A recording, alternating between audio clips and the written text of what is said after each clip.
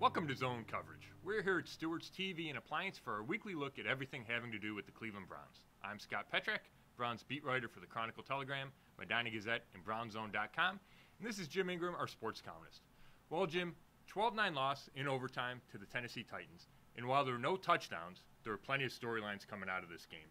Let's start with probably the biggest loss of all for the Browns. Joe Thomas, their 10-time Pro Bowl left tackle, done for the season with a torn biceps tendon. Just talk about the legacy that Joe Thomas has had in his 10.5 seasons with the Browns. Yeah, it's not just in the NFL. It almost goes to all other sports that have a guy this durable in a sport this violent to play 10 years, not just every game but every down.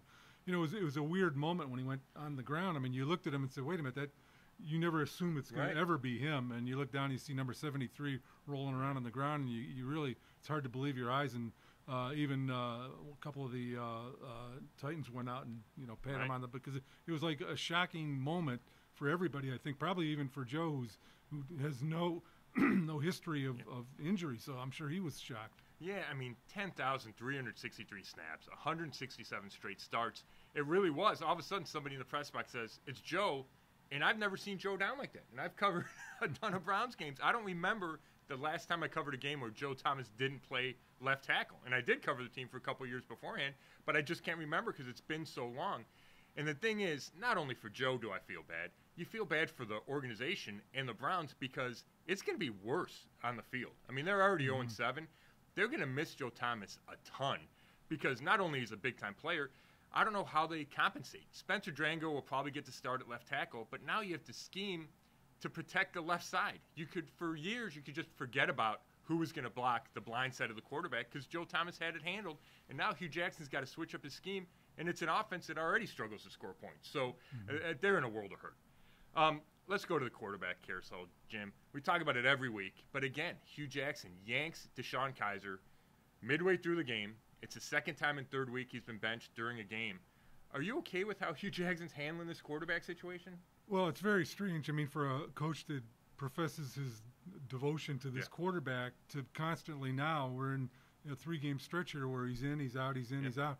So I don't know what to think. What I do believe is happening, though, is you have a coach who's starting to worry about his job, and he's getting into situations in games where he sees it trending in the wrong way, and he's just switching quarterbacks just to try to win a job or to maintain his job. And it's very difficult to try to develop a quarterback and win games at the same time from a coach who's worried about his job security. No, you're 100% right. And I get where Hugh's coming from, kind of from a big picture standpoint. He preaches, you can't turn the ball over, you can't turn the ball over. And then DeShone Kizer turns the ball over with back-to-back interceptions, and you say, okay, I have to make a move.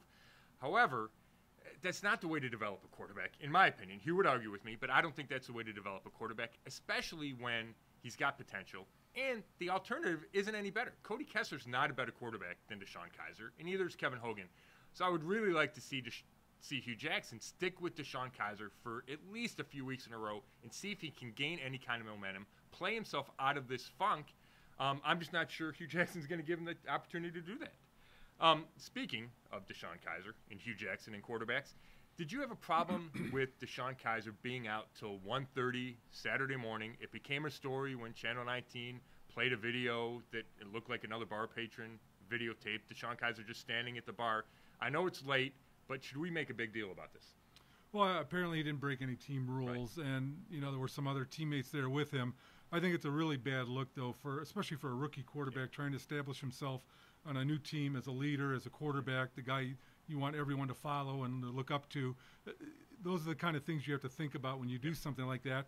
And there were questions about his maturity coming out of Notre Dame, and this does nothing to quell those concerns. And it technically was not a big deal, but aesthetically it's a very big deal, I think, as far as what he's trying to be a leader on this team. Yeah, and I think DeShone finally realized that when we talked to him Monday. After the game Sunday, he wasn't willing to admit that. He said, I'm not here to talk about my personal life. But on Monday, said, you know, his mom wouldn't have been proud, and he created a distraction. And I think that's the bottom line. In today's world where everybody has a video camera and everything becomes a story, you have to be careful not to have a bad look. Like you mentioned, the optics are just bad when you're 0-7. You're a rookie. You haven't won a game. You keep throwing interceptions. To put yourself in that situation, even if you didn't know you were going to be put in that situation, it's bad. And, you know, I think that's what people around the league kind of feel, that it's not the end of the world that he did it, but You would like your rookie quarterback kind of to make better decisions. Now, Jim, we have to talk about this one decision that Hugh Jackson made Sunday against the Titans. Opening drive, he declines a face mask penalty on the Titans, and instead of giving them 3rd and 16 from the 47, which is out of field goal range, he gives them 4th and 1 from the 32, and they wind up getting a first down and kicking a field goal. Does that make any sense to you? No, and I don't know which was worse, the decision or his explanation for the decision.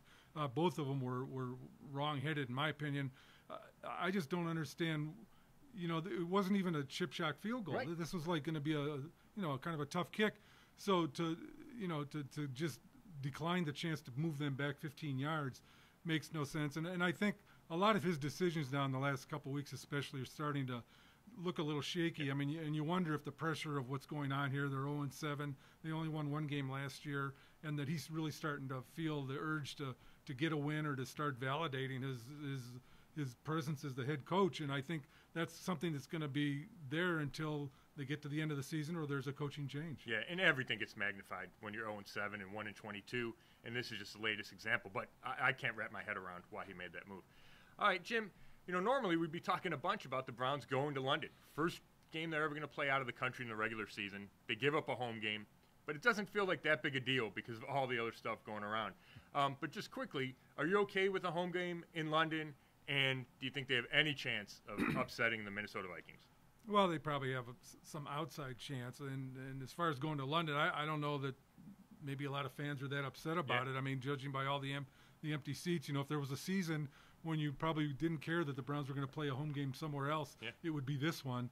And who knows, from the team standpoint, maybe getting out of the country, away from the home fans, away from all the noise that's back in Cleveland, maybe this in some way can help them kind of reboot and kind of get the thing going again and have the coach more clear-minded about what he wants to do with the quarterback. And it can't get any worse, let's put it that way, so maybe it'll help. Yeah, I mean, they have the bye after the London game, so maybe if they can just kind of keep things together. I don't know if you can even say that they're together right now, but if you can keep them together, get to the bye week, settle down the situation at quarterback, maybe you can get it turned in the right direction in the second half. I don't see them having a chance to beat Minnesota. Minnesota's a good team, really good defense. Maybe they'll be jet-lagged. Maybe that's the advantage the Browns will have. But I have Minnesota 27, Cleveland 16 is my early prediction. Thanks for watching, and we'll see you next week from Stewart's TV and Appliance.